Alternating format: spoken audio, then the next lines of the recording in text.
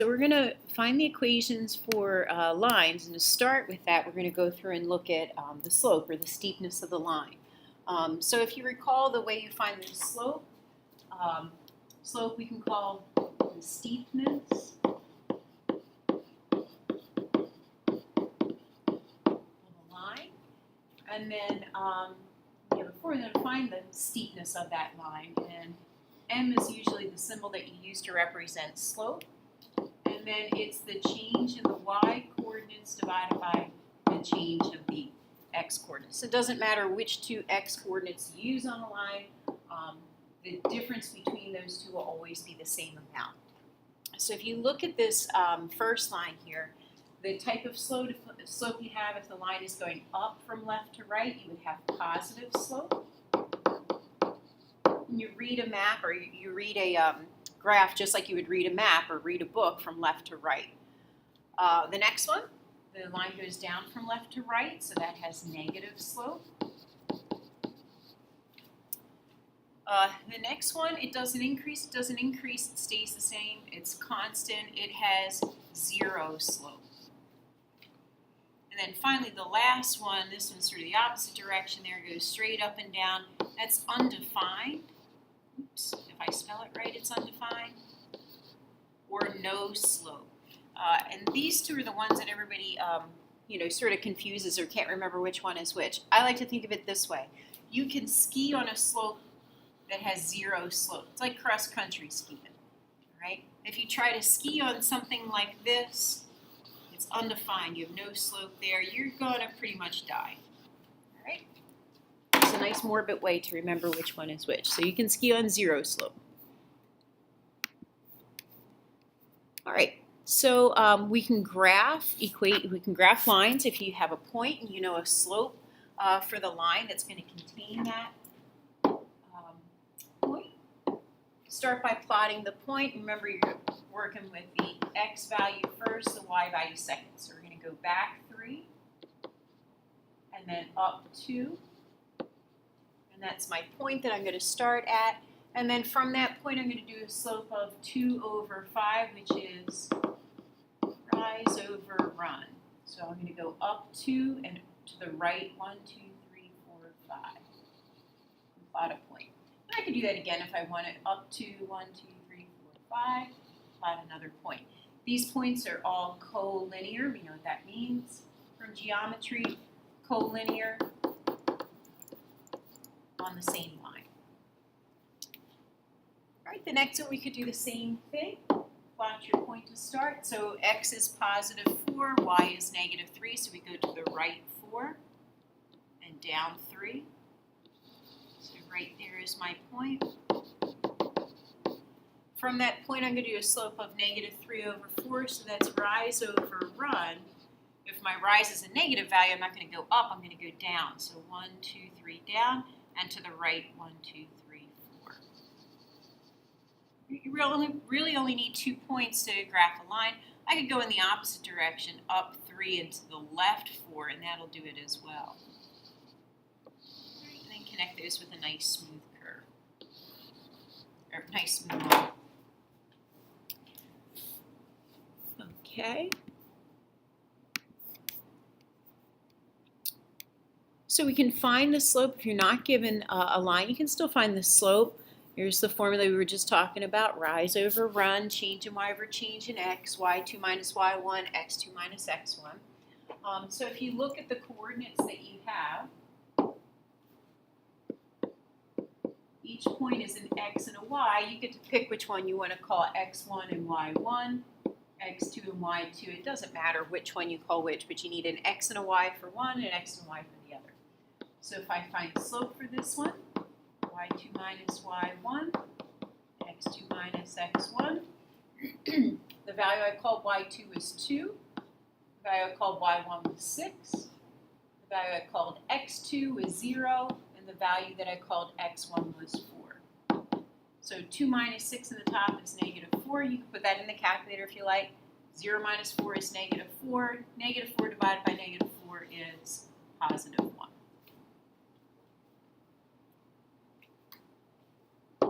You look at the next one.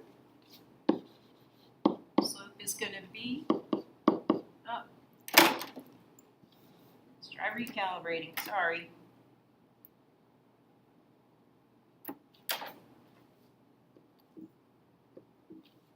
Let's see if it sticks now.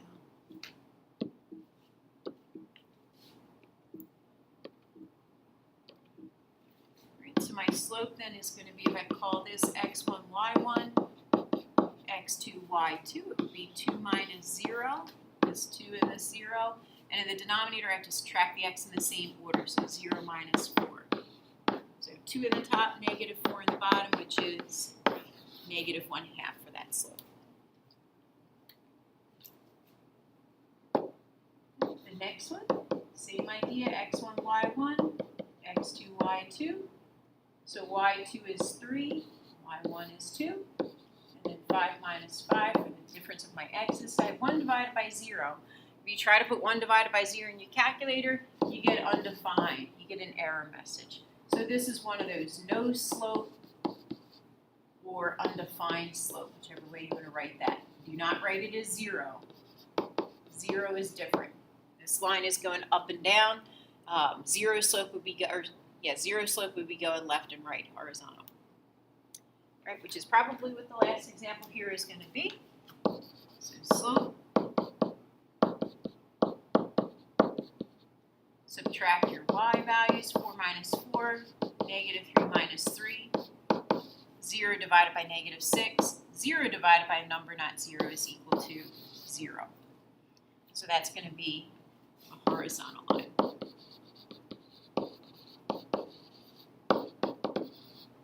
This one is a vertical line.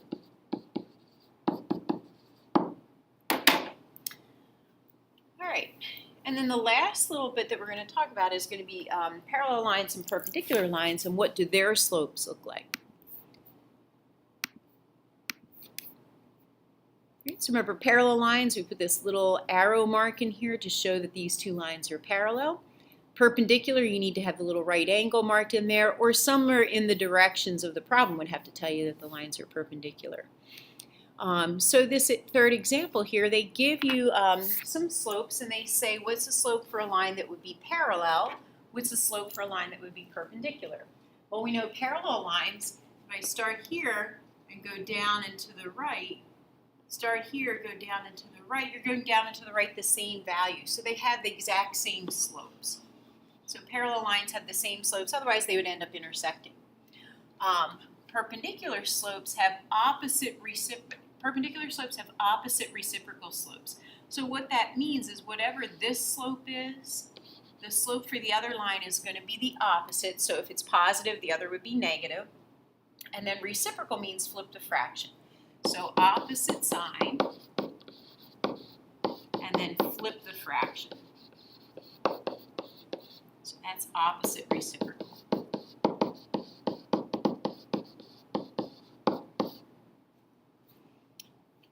All right, so slope, if you have a slope that's 2/3 for a line, another line that's parallel to it would have a slope that's also 2/3. For a perpendicular slope, we would take that fraction and flip it.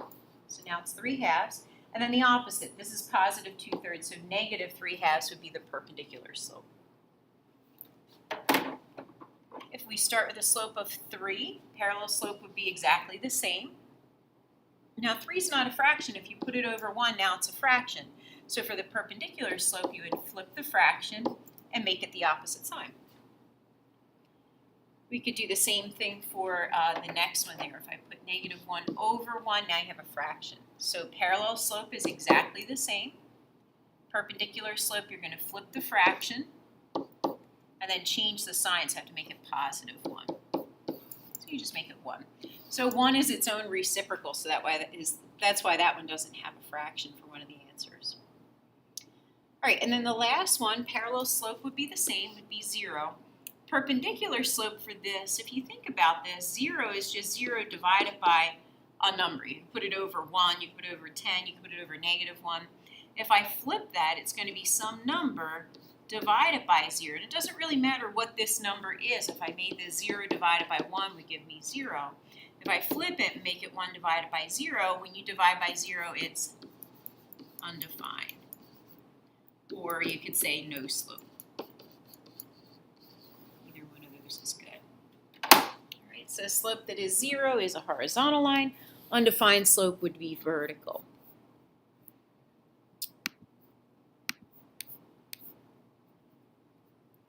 Okay.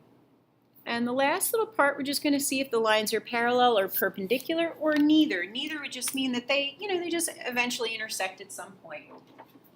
So we need to find the slopes for each of these lines.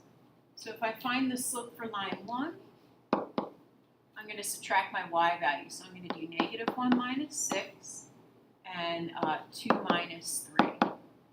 So it gives me -7 in the top and -1 in the bottom, which is 7.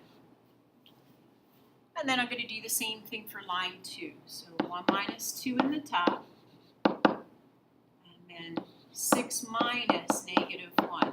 Now be careful, put these in your calculator. If you can't add and subtract these integer values and get the correct answer, put it in the calculator. 1 minus 2 is -1.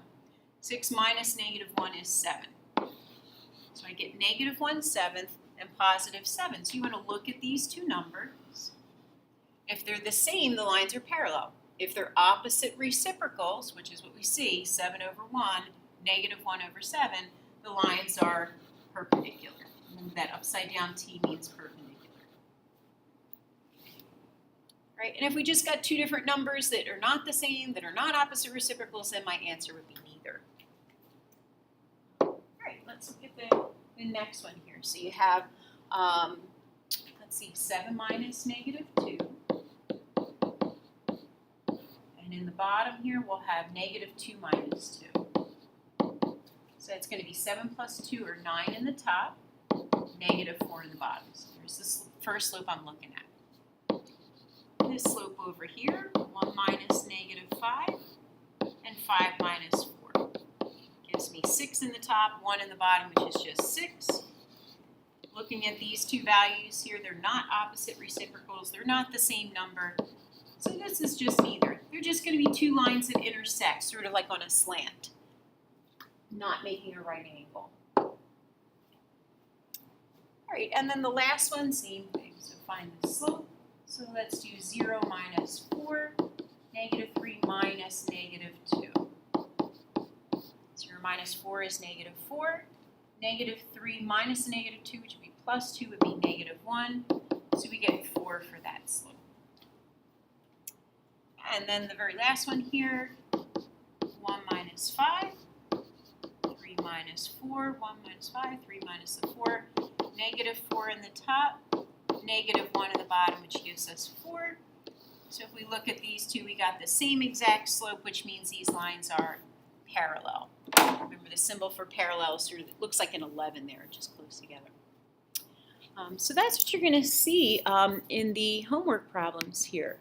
All about slope. You're not writing any equations for lines yet. We'll do that in the next section. So this practice 3.4 here is your homework. The formula to find slope is at the top for you.